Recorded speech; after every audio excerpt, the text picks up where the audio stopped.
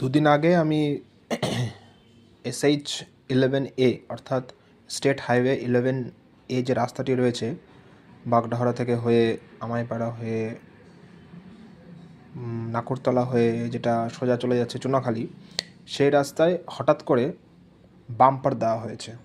ঠিক যেমন আমাইপাড়া high school যে রয়েছে, আমাইপাড়া উদ্বাস্তু বিদ্যাপীঠ হাই স্কুল, এর সামনে দুটো বাম্পার দেওয়া হয়েছে, তার ঠিক সামনে এগিয়ে আরেকটা বাম্পার দেওয়া হয়েছে।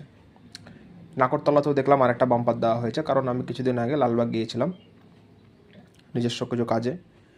এবার এই বাম্পারগুলো হঠাৎ করে দেওয়াতে যারা নিত্যদিনের যাত্রী তারা জানে না এখানে বাম্পার আছে, এবং রাস্তা আরও চওড়া এবং পরিষ্কার ভালো হওয়ায় গাড়ির স্পিড আগের তুলনায় অনেক বেড়েছে।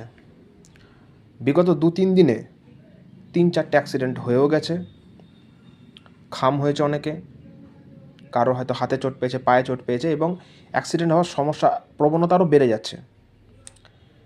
আমি লালবাগ সাব ডিভিশনের যে অ্যাসিস্ট্যান্ট ইঞ্জিনিয়ার রয়েছে PWD ডিপার্টমেন্টের, পাবলিক ওয়ার্কার্স ডিপার্টমেন্টের, তার কাছে সবিনয় নিবেদন করছি, আপনারা অতি শীঘ্রই এই যে স্পিড ব্রেকারগুলো দিয়েছেন, এই স্পিড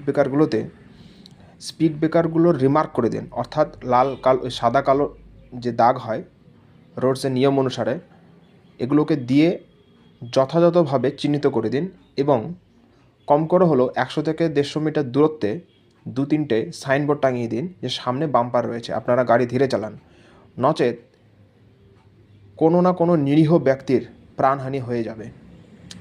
আমি sub division office, BDO sir এবং জিয়াগঞ্জ এবং লালবাগ পুলিশ অর্থাৎ আধিকারিকদেরকেও বলছি, আপনারা এই বিষয়টি পাবলিক ওয়ার্কার্স ডিপার্টমেন্টের তত্ত্বাবধানে অতি শীঘ্র নিয়ে আসুন, নচেত কোনো না কোনো সময়ে কোনো নিরীহ মানুষের প্রাণ যেতেই পারে। আগামী কিছুদিনের মধ্যে অনেক স্কুল কলেজ খুলে যাবে, এই রাস্তার উপর দিয়ে তারা যাতায়াত করবে। তাই আমি পাবলিক ওয়ার্কার্স ডিপার্টমেন্টের অ্যাসিস্ট্যান্ট ইঞ্জিনিয়ার স্যারের কাছে অতি শীঘ্রই এই বিষয়টি দেখার জন্য অনুরোধ করছি।